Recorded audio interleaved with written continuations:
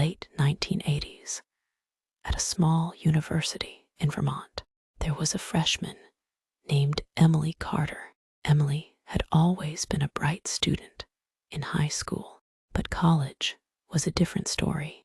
No matter how hard she tried, she struggled with her courses, the pressure from her professors, and the expectations from her family became unbearable. As finals approached, Emily locked herself in her dorm, barely sleeping or eating. Her roommate grew concerned, but Emily insisted she was fine. She just needed to pass her exams.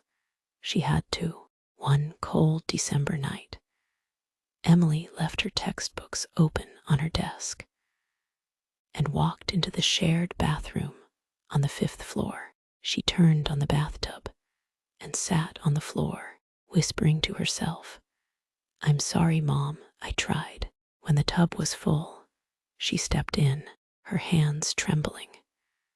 Then, in a moment of quiet resolve, she took a razor blade and dragged it down both her wrists. Emily was found the next morning by her roommate. The water had long overflowed, seeping under the door. The entire floor smelled of iron. After Emily's death, the 5th floor was never the same. Students reported hearing faint sobbing in the bathrooms at night. Sometimes they'd wake up to find their sinks running, though no one had turned them on. But the scariest part came weeks later. In the campus library, a mural had recently been completed to honor the faculty. It was a beautiful painting, except for one detail. A shadowy figure stood at the far end of the mural, its face blurred, its eyes staring straight ahead. No one had painted it. Soon after, students began requesting room transfers. They refused to live on the 5th floor. Rumors spread that the elevator would sometimes stop there on its own, the doors opening to reveal a dimly lit, empty hallway.